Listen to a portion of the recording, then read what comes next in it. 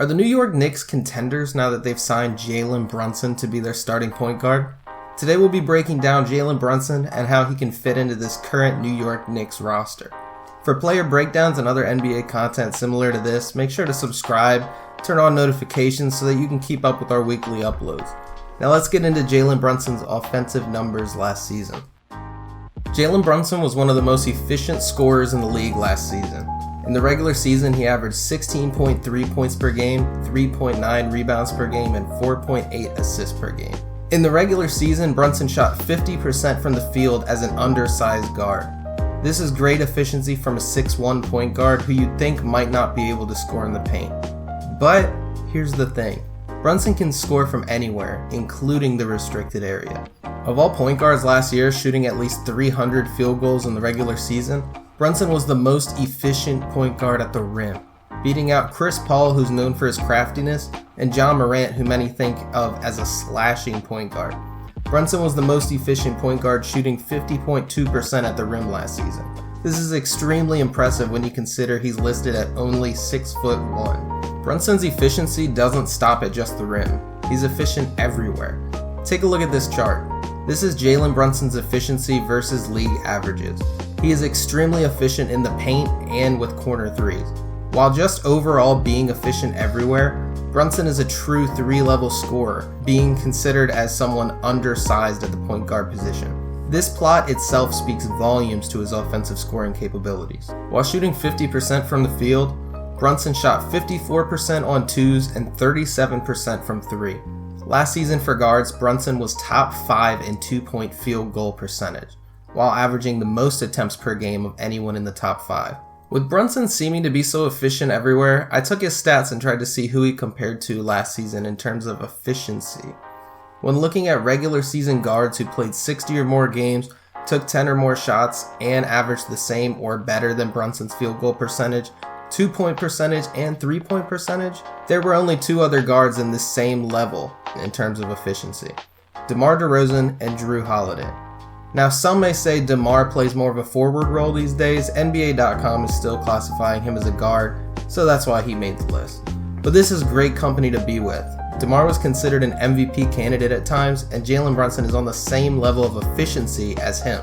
As for Jrue Holiday, he's someone that's mainly known for defense, but this just shows how slept on he is offensively. It's really time to give him his respect. He's extremely efficient on the offensive end, and it doesn't get talked about as much as it should. But overall, point being, Jalen Brunson is basically in a league of his own when it comes to efficient 3-level scoring on the offensive end. He can get a bucket anywhere on the floor. Now let's talk about defense. Here's a plot from basketballindex.com. If you're on the right side of the plot, that means you take on harder defensive assignments. You're guarding their best players on the other team. If you're on the left side, you're generally kind of hidden on defense. You don't guard the tough matchups. If you're higher on the plot, you're better at defense. That's pretty easy. Lower on the plot, you get exposed more. Where does Jalen Brunson fall on this chart? Right here. Brunson is on the left, meaning he doesn't take on the big assignments. He's also in the bottom half, which means he is a negative impact defender. In summary, Brunson isn't the best defender even while being hidden on defense with the easier matchups. Brunson can be seen as a liability on the defensive end of the floor.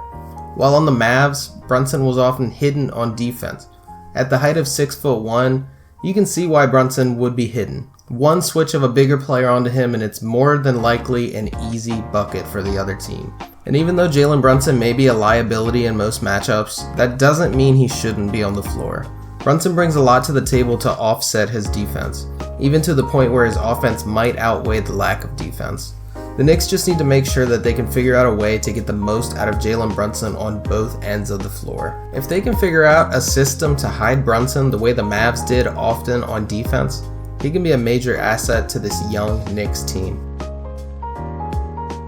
The Knicks have been said to have 2 main needs at this moment: better guard play and a face of the franchise. They need a star player. The Knicks covered at least one of these bases this offseason by signing Jalen Brunson. Who knows, maybe Brunson can turn into that franchise-altering star, but as of right now, this is a great pickup for the New York Knicks. Brunson gives you great guard play to go along with RJ Barrett, Julius Randle, and bigs such as Mitchell Robinson. Brunson is someone that can score, but also play make for others. He should open up the floor a lot more and make things easier for the whole team on the offensive end. Last year, the Knicks guards averaged 48% from the field. Jalen Brunson himself averaged 50%. The Knicks guards shot 49% on 2-point shots. Jalen Brunson averaged 54%. The Knicks guards shot 35% from 3. Jalen Brunson averaged 37%. Brunson is a major boost to this Knicks guard rotation and a major offensive boost to the team overall. Brunson also helps this team when it comes to playoff aspirations. In the playoffs this past season, Brunson shot the same field goal percentage as he did in the regular season, 50%. The big stage did not faze him. His 2-point and 3-point percentages also stayed very efficient. Jalen Brunson outplayed Donovan Mitchell in their series against the Jazz. From that Jazz vs. Mavs series, Brunson averaged 27.8 points per game, 4.8 rebounds, 4.2 assists, shooting 53.2% effective field goal. Mitchell, not as good. In this series, Brunson had a game where he dropped 41 with 8 rebounds and 5 assists. Another common theme of this game was he shot 6 for 10 from 3 and 60% from the field. Brunson is a pure scorer. The Knicks now have their point guard for the foreseeable future, as seen by the payday they just gave Jalen Brunson. If Brunson can keep his efficiency within the Knicks system, and the Knicks can figure out how to hide him effectively on the defensive end, I don't see how this team doesn't make the playoffs at minimum. The big question is, does this make the Knicks contenders? If all goes right, sure.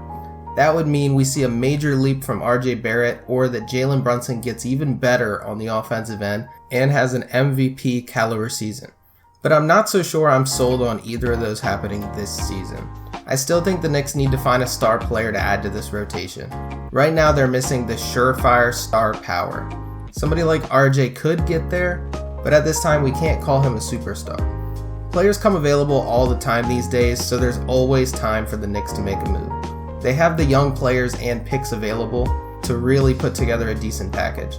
The front office just needs to pull the trigger on someone when it's the right time. Brunson and RJ are still young and they're locked up for a few years.